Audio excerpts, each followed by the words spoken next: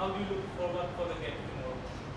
Yeah, we're obviously very excited. I mean, the first T20 didn't go according to plan, but obviously, new venue.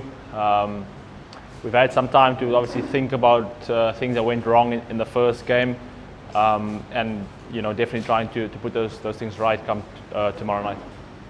Next question. How do you expect your batters to come up in this game, especially in the first one? That wasn't a very good. Yeah, I think it's just one of those things. Obviously, it wasn't a good T20 wicket. They bowled really well. And it's just one of those games, every now and then you get games like that. But our batters have been world class over the last couple of years, so it's not something for us to panic about. Obviously, there are some sort of reflections on the previous game, and it's just about putting that right. Next. Personally, I haven't looked at the pitch yet, so I can't really tell you. Anyone else? Yeah. What is your preparation for coming to the World Cup? Sorry, can you just repeat? What is the team preparation for coming to the World Cup? What is he saying? What is the team's preparation? How's the team's Oh, the preparation team going into the World Cup? It's been very good over the last few months. Certainly since I've been back again. Sorry guys, sorry, we just can't walk in front of the cameras. Perfect, take that question again. No, the preparation's been really good. Obviously, over the last couple of months, we were here in June playing against India. We went to the UK to play against England and Ireland, and then obviously coming back here again before going to Australia. So everyone's in really good spirits. And yeah, we're obviously looking forward to the next couple of T20s, and then the couple of ODIs as well before getting to Oz. Any other question from the floor? We do have one from back home saying South Africa have been put under pressure in the power play and lost wickets to mostly defensive shots. Do you think it's possible to transfer the pressure on the Indian bowlers by being much more attacking in their approach? I think it's a bit of a catch-22 really. I think certainly experience tells you that the new ball in India does swing, so that the first 1 or 2 overs you have to have a look. For every single batter that's obviously different. They have their own game plans. And again, we have to give credit to the Indian seamers. They bowled really well in the first T20. So yeah, it's just about obviously trying to find ways to counter that come the second game. Perfect. We've got 2 questions from online, one from Kartik and then one from Leighton. South Africa's squad has some of the amount of competition there is among the fast bowlers and fast bowling all-rounders. There's quite a lot of it. So personally, how do you deal with that, and what kind of clarity do you have in terms of your specific role among all the fast bowlers in the squad?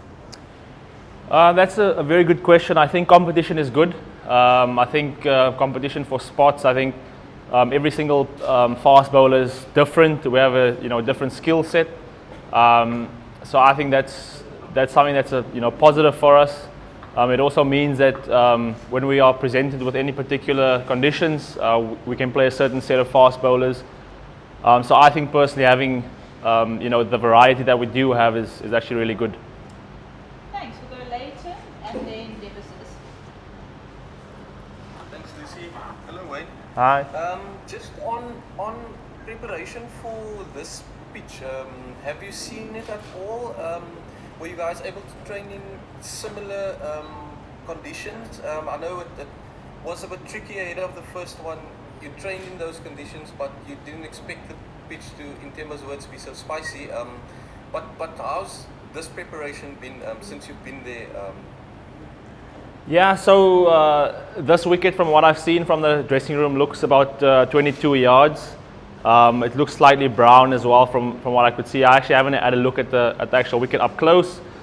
We had training out the back yesterday, so we'll have to see if the conditions play similar to out in the middle. I think it's just something that we need to take out of our heads now. That first game we have to kind of park it and just move on. It was obviously a wicket that did a lot more than what we expected. Generally when there is a bit of grass on the wicket here in India, it does tend to seam around a bit. but underneath it was a little bit soft as well, which obviously exaggerated that movement. And again, we have to give credit to the Indian seamers. Great. Debusis, we'll take the last one from online from you, and then if there's any other question from the floor before we wrap up. But wait, sorry, just one more from online. Yeah. Thanks, Lucy. Hi, Wayne. Hi. Obviously, how to stop someone like Surya Kumar Yadav, who plays all across the ground, and having played against him in IPL and over the years, how do you see him emerge? Is he the best batsman going around in T20 format right now? I think personally, from what I've watched over the last couple of months, I think he is probably one of the best T20 batters at the moment. He scores 360, which is very difficult for bowlers to try and defend. I think it's just about being strong and trying to take each ball as it sort of comes. He's allowed to play good shots. I think the other night he played some really, really beautiful shots, but he was also lucky here and there. And maybe on a different night that goes to hand. But having said that, I think he's certainly been a guy that I've really enjoyed watching over the last couple of months. He's certainly playing really, really good cricket. Perfect. One last one from the floor. Any change for tomorrow games? Any changes? What's that, sorry? Any change? Any changes? Not sure yet. We haven't had a meeting yet.